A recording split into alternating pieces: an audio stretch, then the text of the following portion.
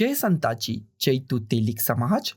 तो दोस्तों, इस वीडियो में हम तेली समाज के बारे में बात करने वाले हैं। तेली समाज भारत, पाकिस्तान, बांग्लादेश और नेपाल में पाई जाने वाला एक जाति समुदाय है। इन्हें तेली, तेलिकर, तेलिकार आदि के रूप में भी संदर्भित किया जाता है। खाद्य तेल निकालना और बेचना इनका पारंपरिक काम है। हालांकि आधुनिक समय में ये अपने पारंपरिक काम को छोड़कर कृषि, नौकरी तथा व्यवसाय को भी अपनाने लगे हैं। अधिकांश तेली समाज हिंदू है, लेकिन ये मुस्लिम और पारसी भी हो सकते हैं। आज ये समाज ओबीसी की श्रेणी में आता है और उसे आरक्षण का भी लाभ मिलता है। हिंदू तेली को राठौड़, साहू, खाची, गुप्ता और किसी और अन्य नामों से भी जाना जाता है। किसी प्रदेश में वो अन्य नामों से जाना जाता है, किसी प्रदेश में वो किसी अन्य नाम से भी जाने जा सकते हैं। मुस्लिम तेली को रोशिनदार तेली या फिर तेली मलिक भी कहा जाता है। पारसी तेली को शनिवार तेली कहा जाता है। तेली समाज को हिंदू समाज में वैश्य वर्ण का माना जाता है। तेली समाज में कई उपजातियां हैं। अंदाजे से पूरे भारतवर्ष में 700 से भी ज्यादा उपजातियों में यह समाज बटा हुआ है। जैसे कि एग्जाम्पल के तौर पे महाराष्ट्र में तिरुवन तेली, एक बैल तेली, मराठा तेली, सावजी तेली, एरंडल तेली, दशकर तेली, साव तेली या फिर कई अन्य सब जातियां या फिर उपजातियां हैं। जैसे कि कर्नाटक में लिंगायत तेली, गुजरात में क्षत्रिय, घाची, मोड़ घाची या फिर अन्य, तमिलनाडु में चेट्टियार और अन्य, मध्य प्रदेश में साहू, राठौड़ या फिर अन्य। तो कई उपजातियां भी हो सकती है। दक्षिण भारत में तेली समाज को कुछ जगह पर लिंगायत तेली या फिर वीरशैव तेली भी कहा जाता है। लिंगायत धर्म 12वीं सदी में महात्मा बसवेश्वर के द्वारा शुरू किया गया था, जो कर्म, समानता, समाज सेवा में विश्वास रखता है। और यह समाज जो है वो शिव भक्त है और वो जातिवाद के खिलाफ है। कर्नाटक और महाराष्ट्र में कई तेली परिवारों ने लिंगायत परंपरा अपनाई और वो तेली लिंगायत समुदाय बना। आज ये समुदाय तेली समाज का ही हिस्सा माना जाता है। बस धार्मिक दृष्टि से इनकी पूजा पद्धति थोड़ी सी अलग है। आइए जानते तेली जाति का इतिहास। तेली शब्द की उत्पत्ति कैसे हुई। अंग्रेजों के आगमन से पहले यह समाज आर्थिक दृष्टि से काफी प्रभावशाली और बहुत ही समृद्ध था। इस समाज के लोग बड़े जमींदार, साहूकार और मूलतः कारोबारी यानी कि व्यापारी थे। जहां ये प्रभावशाली रहे, उन क्षेत्रों में इन्होंने मंदिर और धर्मशालाओं का निर्माण किया और कई रचनात्मक कार्यों में सक्रिय योगदान समाज को दिया है। स्वतंत्रता संग्राम में तेली समाज के लोगों का अत्यंत महत्वपूर्ण योगदान रहा है। इस समाज में अनेक महापुरुषों ने जन्म लिया है। तेल के व्यापार करने वाले तेली वैश्य कहलाए। जिन्होंने तेल का व्यापार किया, जिन्होंने सुगंधित तेल का व्यापार किया, वो मोड़ बनिया कहलाए। भारत के राष्ट्रपिता महात्मा गांधी इसी समुदाय से आते हैं। भारत के प्रधानमंत्री नरेंद्र मोदी खाची क्षत्रिय या मोड़ तेली समाज से आते हैं। तेली जाति की उत्पत्ति के बारे में कई मान्यताएं हैं, जिनमें से प्रमुख मान्यताओं को हमने आगे विस्तार से बताया है। तेली शब्द की उत्पत्ति तेल या तेल से संबंधित है। संस्कृत के शब्द तेलिका या तेल का अर्थ होता है तिलहन। तिलहन यानी कि तेल, सरसों आदि को पीसकर तेल निकालने के पारंपरिक व्यवसाय के कारण इस समुदाय का नाम तेली पड़ा। तो हम पहले सिद्धांत को देखते हैं।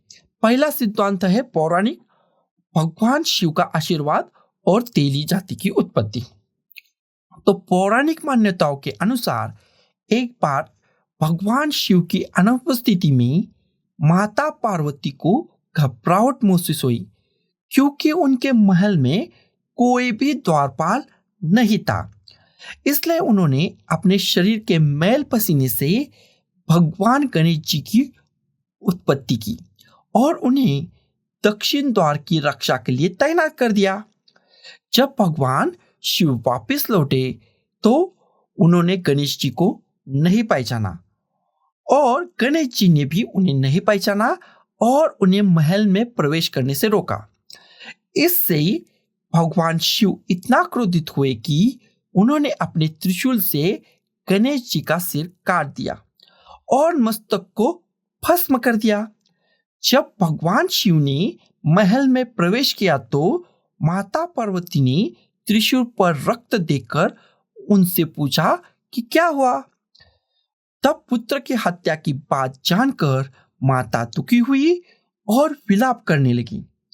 माता पार्वती ने भगवान शिव से गणेश जी को फिर से जीवित करने का आग्रह किया, लेकिन मस्तक तो भस्म हो चुका था। तो भस्म होने के कारण उन्होंने गणेश जी को फिर से जीवित करने में पूरी तरह से असमर्थता जताई। लेकिन उन्होंने कहा कि यदि कोई जानवर दक्षिण की ओर मुंह किया हुआ मिले तो गणेश जी को फिर से जीवित किया जा सकता है। फिर ऐसा हुआ कि एक व्यापारी उस समय महल के बाहर आराम कर रहा था। उसके पास एक हाथी था जो दक्षिण की ओर मुंह करके बैठा था। भगवान शिव ने त्रिशूल के प्रहार से उसका सिर काट दिया और हाथी के सिर को गणेश जी के धड़ के ऊपर लगा के उन्हें पुनर्जीवित कर दिया। लेकिन हाथी के मौत से हुए नुकसान के कारण व्यापारी जोर जोर से विलाप करने लगा। व्यापारी को शांत करने के लिए भगवान शिव ने ओखली और मुसल की मदद से एक यंत्र उत्पन्न किया, जो यंत्र अब तक अज्ञात था, और उस यंत्र को कोलू कहा और तिलहन को पीसकर तेल निकालने की विधि उस व्यापारी को बताई। व्यापारी कोलू और बैल की शक्ति से तेल निकालने लगा और तेली जाति का संस्थापक यानी कि पहला तेली कहलाया। अंग्रेजी साहित्यकार कुक ने अपने लेखों में प्रचलित कथा का उल्लेख किया हुआ है। तो दूसरा सिद्धांत क्या है वो भी हम देख लेते हैं। दूसरा सिद्धांत है महुआ के पेड़ों का बंटवारा। एक व्यक्ति था, उसके 3 बेटे थे और उसके पास 52 महुआ के पेड़ थे। जब वो बूढ़ा और कमजोर हो गया तो उसने अपने बेटों से महुआ के पेड़ों का बंटवारा कर देने को कहा। लेकिन में आपस में चर्चा करने के बाद बेटों ने महुआ के वृक्ष को नहीं बल्कि उसके उपज को बांटने का फैसला किया। जिसे पत्तियां मिली वो पत्तियों से भट्टी जलाकर अनाज भूनने का काम करने लगा और वो पूजा कहलाया। जिसके हिस्से में फूल मिले वो फूलों का रस निकालकर शराब बनाने लगा और कलार कहलाया। तीसरे के हिस्से में गुठली और फल आए, जिसे पीसकर वो तेल निकालने लगा और वो तेली जाति का आद्य संस्थापक बना। मंडला के राठौड़ राजपूत होने का दावा करते हैं। उनका कहना है कि मुस्लिम आक्रमणकारियों से पराजित होने के बाद उन्होंने तलवार और जनेऊ त्याग कर तेली व्यवसाय की ओर बढ़ चले।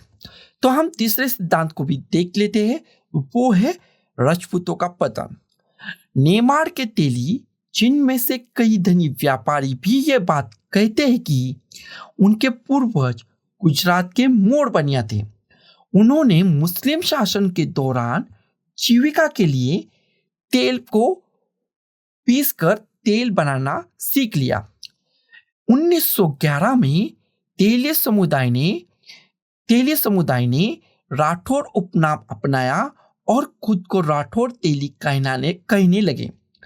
1931 में उन्होंने खुद को राठौड़ वैश्य होने का दावा किया। फुरकाबाद के आर्य समाज स्थित भरत शर्मा द्विवेदी ने तेली जाति को वैश्य वर्ण साबित करने के लिए तेली प्रकाश नामक पत्रिका का प्रकाशन किया। तेली समाज के लोग आरंभिक मध्यकाल में दक्षिण भारत में देव देवताओं के लिए तेल का उत्पादन करने लगे। दक्षिण भारत के विभिन्न भागों में मंदिरों का महत्व जैसे तेजी से आगे बढ़ने लगा, वैसे पूरा राज्य ही या फिर पूरा शासन व्यवस्था ही मंदिर निर्माण में ही लग गई और मंदिरों में देव देवताओं के लिए तेल का निर्माण करने वाले तेली वो भी उस समाज में महत्व की ओर आगे बढ़े। उनकी सामाजिक स्थिति में सुधार हुआ और वो व्यापार का एक बहुत ही बड़ा वर्ग बना। तेली समुदाय का काम शहरों और गांवों के लिए महत्वपूर्ण हो गया और वो इतने समृद्ध हो गए कि मंदिरों को ध्यान देने लगे, जिससे उनकी सामाजिक स्थिति में मजबूती आने लगी और वो काफी मजबूत हो गए। तो दोस्तों, इस वीडियो में हमने तेली समाज के बारे में आपको 3 सिद्धांत बताए हैं। तो अगले वीडियो में भी हम इसी तरह से चर्चा करेंगे समाज के बारे में, समाज के उन्नति के बारे में। तो इसलिए इस चैनल को सब्सक्राइब कीजिए, इस चैनल को आप शेयर कीजिए फेसबुक के ऊपर, व्हाट्सएप के ऊपर, अपने समाज बांधवों को शेयर कीजिए, ज़्यादा से ज़्यादा शेयर कीजिए ताकि ये वीडियो ज़्यादा से ज़्यादा जा सके अपने समाज की ओर। और उसी तरह से इस चैनल को सब्सक्राइब कीजिए, लाइक कीजिए, शेयर कीजिए, कमेंट कीजिए। तो दोस्तों, मिलते हैं हमारे अगले वीडियो में। तब तक के लिए जय संता जी, जय तू तेली समाज।